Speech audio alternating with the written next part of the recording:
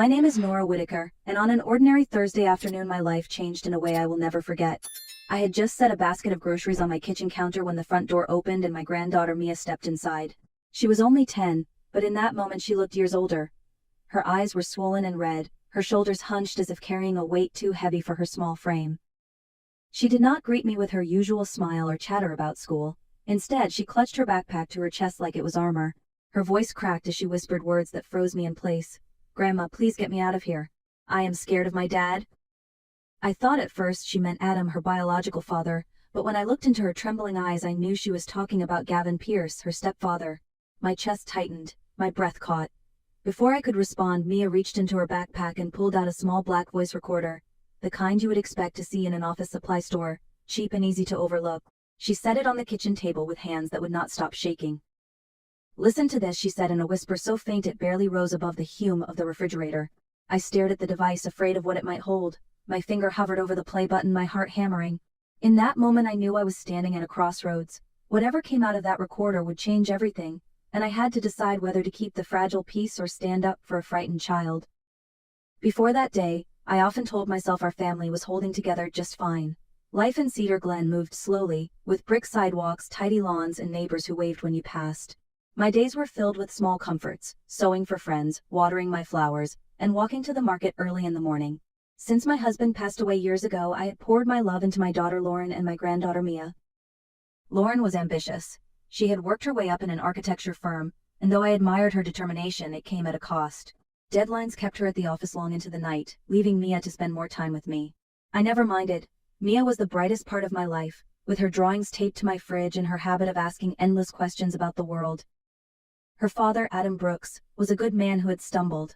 A failed business venture had buried him in debt, and though the divorce was quiet, it left scars. Mia adored him, and even though he saw her less often, his love for her was never in doubt. Then came Gavin Pierce, smooth, polite, always ready with a smile. He fixed a broken fence post, carried in groceries, and brought fruit baskets when he visited. Lauren's eyes lit up whenever she spoke of him. To her, he was stability, a second chance. To me, he seemed courteous, even generous. I wanted to believe he was exactly what my daughter needed. But Mia's smile started fading. At first I thought it was the growing pains of having a new stepfather. Children take time to adjust, I told myself. Yet in the silence between her words, in the way her laughter grew scarce, I began to sense something was deeply wrong. The shift came slowly, but there was one afternoon I can never forget. I had gone to pick Mia up from school, the same way I had done so many times before.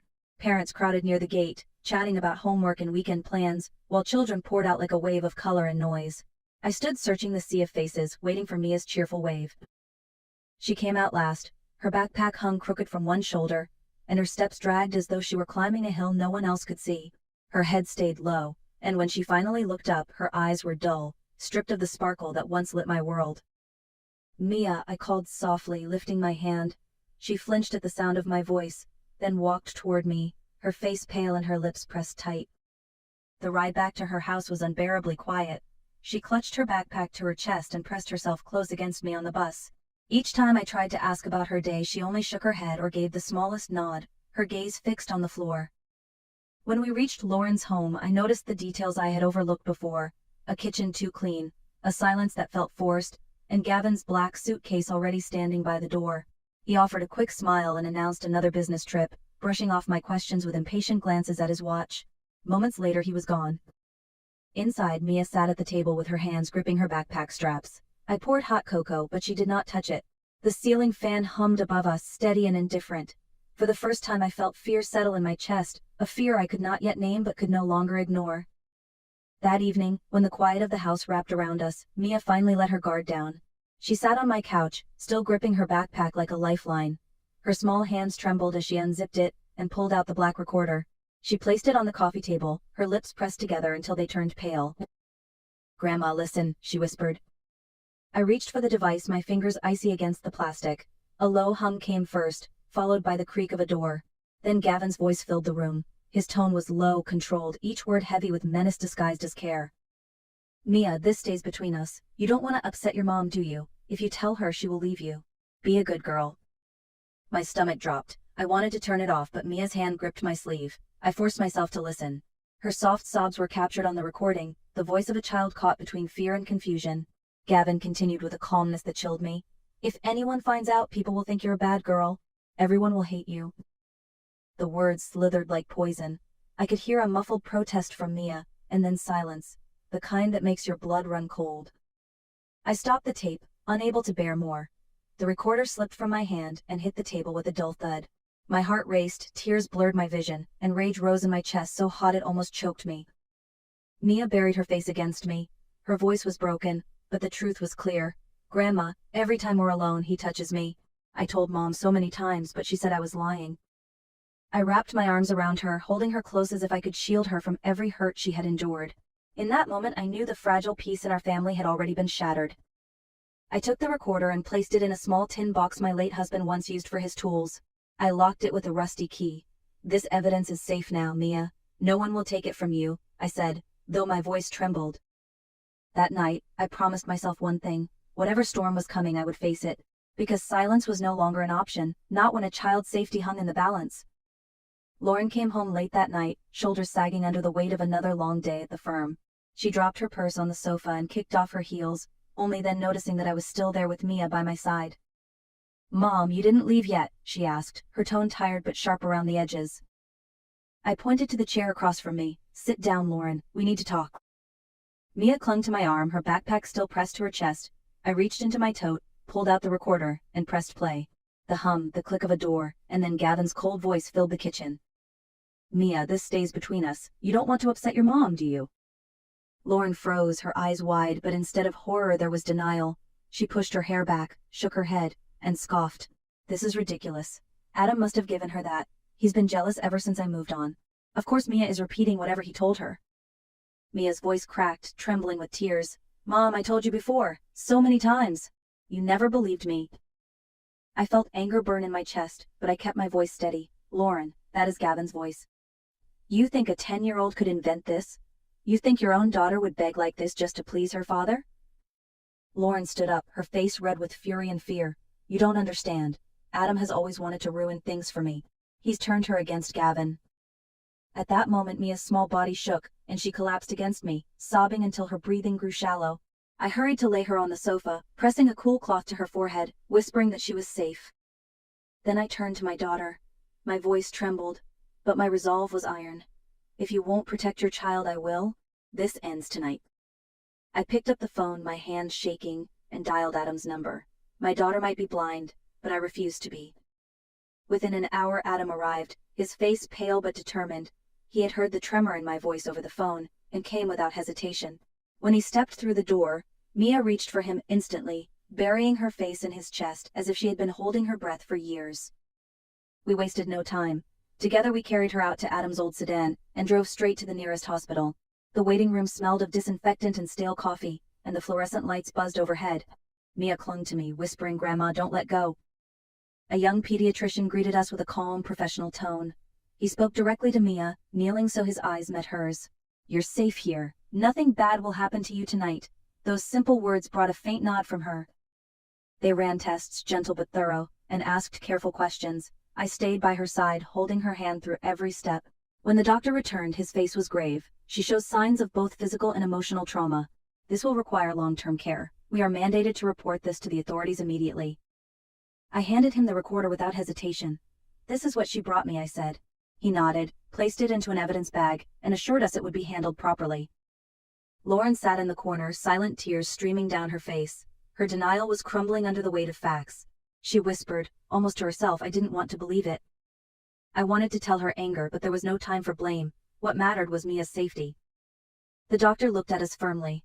"The next step is to notify the police and ensure she has protection. You've done the right thing bringing her here."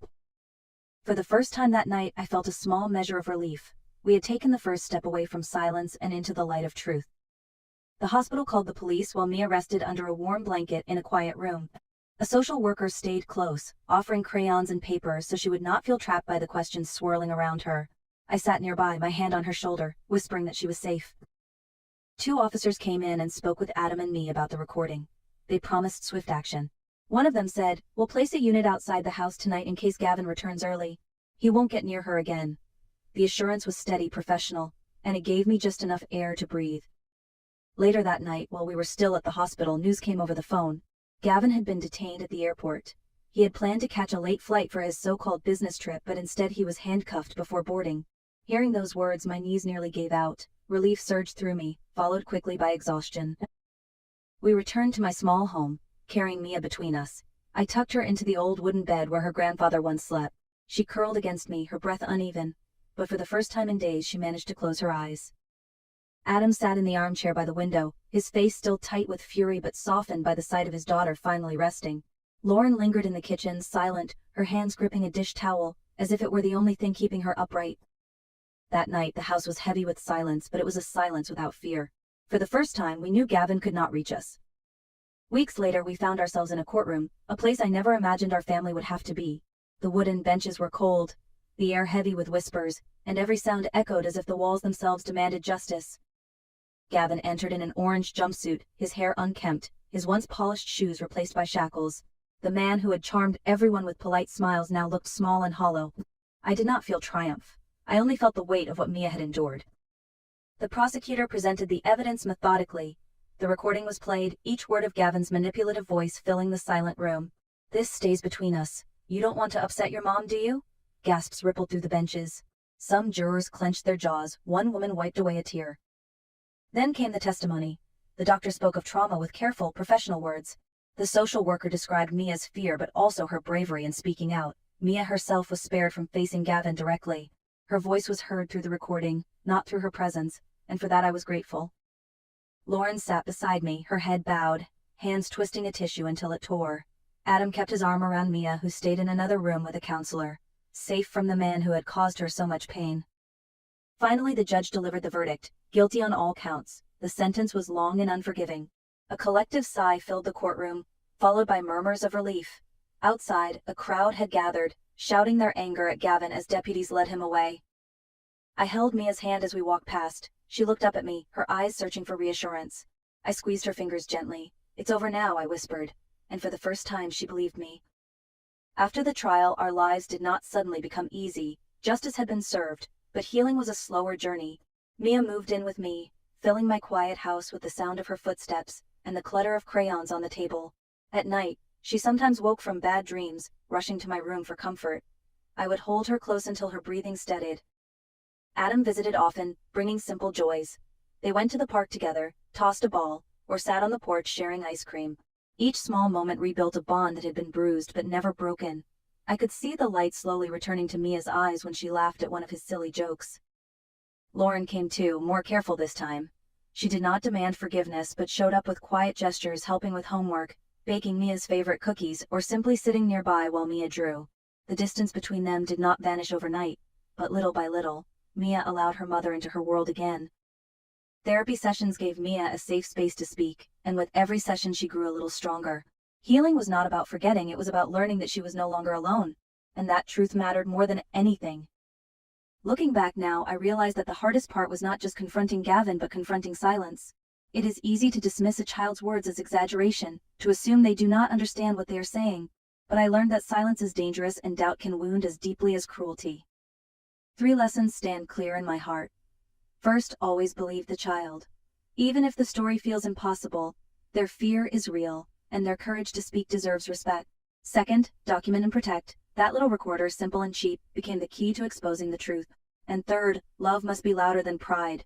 A reputation can be rebuilt, but a child's trust, once broken, may never fully return. To anyone listening who has ever felt the same fear Mia carried, know this: you are not alone. There are people who will listen, who will stand beside you. In every community there are counselors, teachers, doctors, and advocates ready to help. Reaching out is not weakness, it is the bravest step towards safety. If Nora's story touched you, let it remind us all to keep our hearts open and our ears attentive. Share this video so others may find the strength to listen and act. Leave a comment, even a single word, to show that no child's voice goes unheard. And if you have not already, subscribe to this channel for more true, human stories where love and courage outshine fear. Because in the end, it is not silence that protects, it is truth.